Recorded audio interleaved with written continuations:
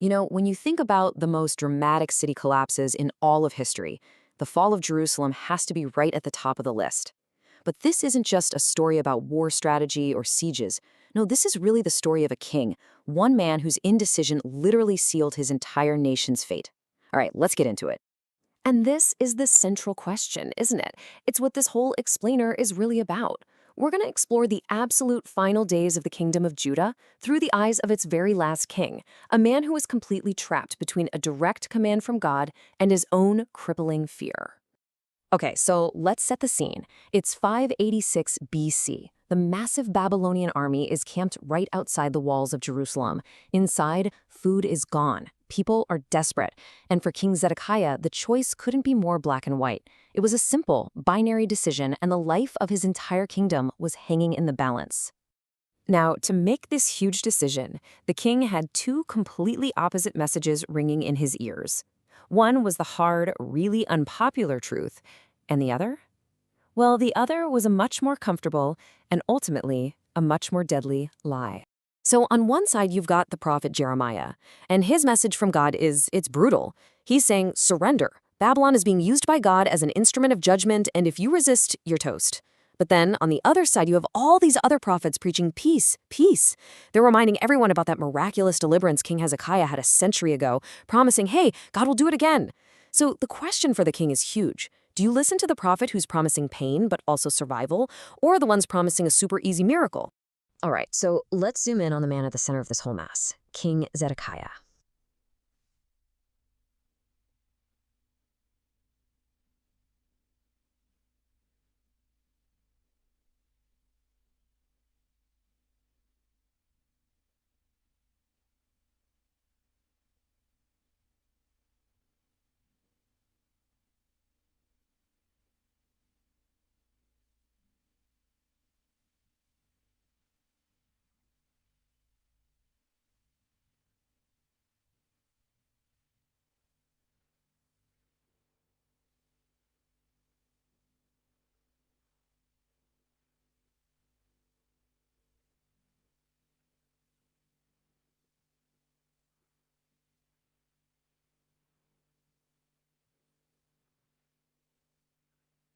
All right, so let's zoom in on the man at the center of this whole mess, King Zedekiah.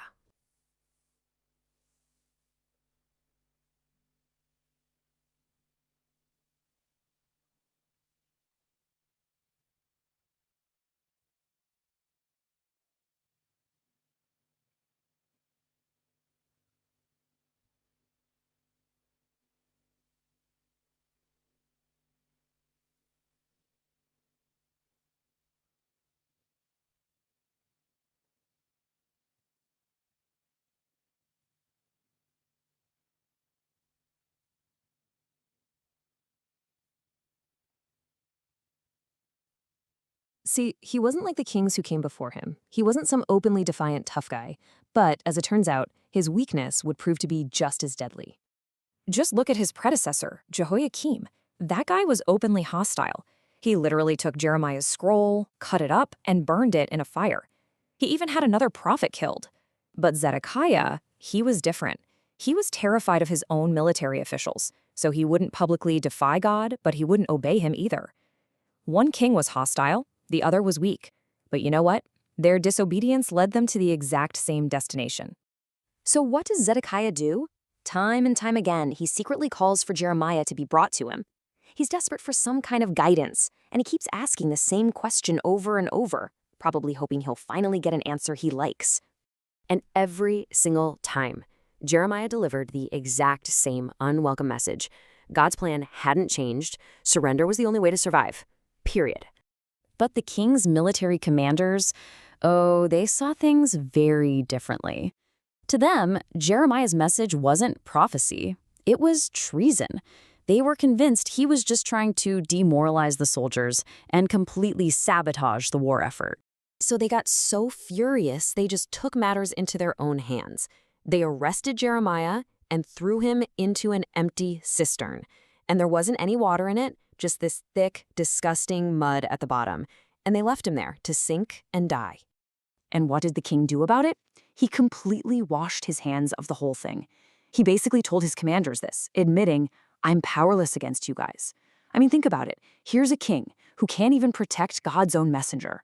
Now, after Jeremiah is rescued by a palace official, he gets brought before the king one last time. And this is the final showdown. The entire conflict is boiled down to one last crystal clear choice. Jeremiah lays it all out on the table. He says, look, obey God, surrender, and you and the city will live. Or keep fearing your officials, keep resisting, and I guarantee you'll be captured and this whole city will be burned to the ground. It's a choice between two fears, the fear of God versus the fear of men. And right here, this is where Zedekiah finally shows his true colors. His greatest fear wasn't defying the God of the universe. No, it was the possibility that he'd be humiliated and tortured by his own people who had already surrendered. His fear of man was way, way bigger than his fear of God. So Zedekiah made his choice. He chose fear. And the consequences were swift, they were brutal, and honestly, they were filled with a terrible, poetic kind of justice. So the city falls. Zedekiah tries to escape under the cover of darkness, but he's captured. And then, the absolute horror. He's forced to watch his own sons executed right in front of him. It's the last thing you will ever see, because immediately after, his own eyes are gouged out. And that is just such a tragic, perfect illustration of the irony, right? The king who was spiritually blind, who absolutely refused to see the truth that was right in front of him, was punished with actual physical blindness. He spent the rest of his life in a Babylonian prison, in total darkness. Hey, remember that cistern? Remember how the prophet Jeremiah was literally sinking in the mud, but he was rescued? Well, now Zedekiah, the king who let it happen, finds his own feet sunk in the mud of captivity with absolutely no one to rescue him. Now, this is a really grim story, I know, but it's not actually the whole story.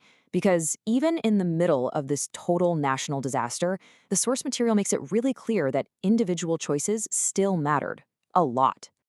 You see, there was this remnant, a faithful few who chose to obey God's word, even when it was incredibly dangerous. People like Ebed-Melech, the Ethiopian official who pulled Jeremiah from that cistern, or Baruch, Jeremiah's loyal scribe who wrote down all the prophecies. The family of Shaphan, who used their power to protect the prophet.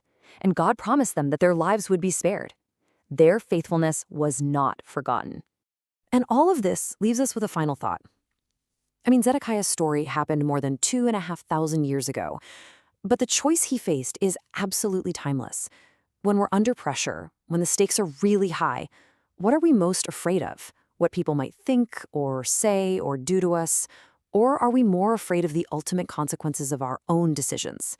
It's a question worth thinking about.